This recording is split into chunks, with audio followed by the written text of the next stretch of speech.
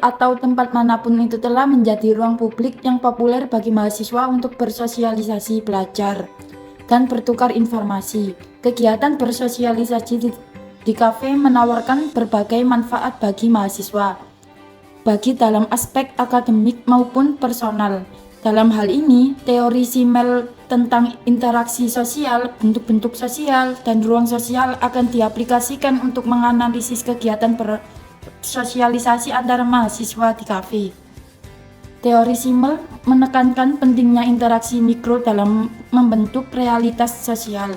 Kegiatan bersosialisasi di kafe merupakan contoh interaksi mikro, di mana mahasiswa saling bertukar informasi, membangun hubungan, dan membentuk identitas sosial. Interaksi ini dapat terjadi secara formal seperti diskusi tentang mata kuliah atau informal, seperti bercanda dan berbagi cerita. Kafe seringkali menjadi tempat terbentuknya triad, atau kelompok 3 orang atau lebih, dan kelompok kecil antar mahasiswa.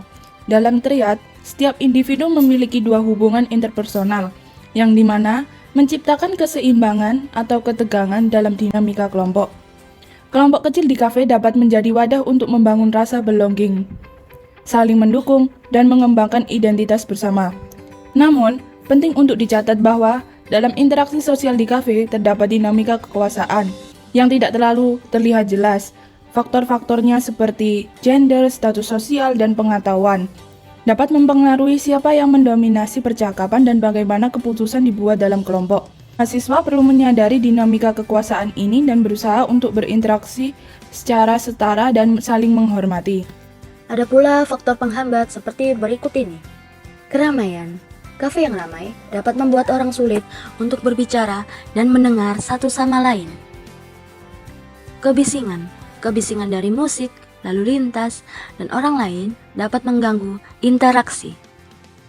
Ketidaknyamanan. Kurangnya kursi, meja yang sempit, dan pencahayaan yang redup dapat membuat orang tidak nyaman dan sulit untuk berinteraksi. Objek dan simbol di kafe, seperti buku, laptop, dan minuman, dapat menjadi alat untuk memulai percakapan, membangun koneksi, dan menunjukkan identitas diri. Penggunaan media sosial dan teknologi komunikasi di kafe dapat memfasilitasi interaksi dan memperluas jaringan sosial para mahasiswa. Teori Simmel, khususnya konsep interaksi sosial, bentuk-bentuk sosial, dan juga ruang sosial, dapat diaplikasikan untuk memahami kegiatan bersosialisasi antar mahasiswa di kafe.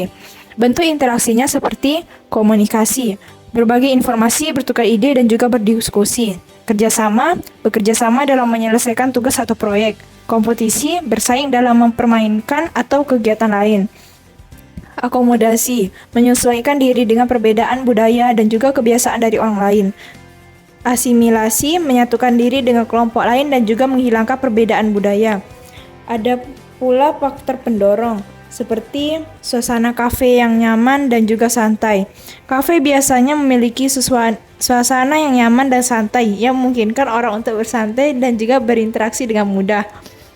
Adanya makanan dan juga minuman. Makanan dan minuman dapat menjadi pembuka percakapan dan juga pembantu orang untuk lebih rileks. Akses internet.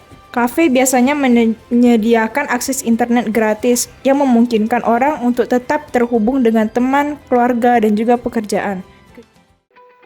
Jadi, dapat kami simpulkan bahwa teori Simmel memberikan kerangka kerja yang bermanfaat untuk memahami kegiatan bersosialisasi antar mahasiswa di kafe. Dengan memahami interaksi mikro, dinamika kelompok, dan peran ruang sosial, kita dapat lebih menghargai pentingnya interaksi sosial dalam proses belajar mengajar dan perkembangan pribadi mahasiswa.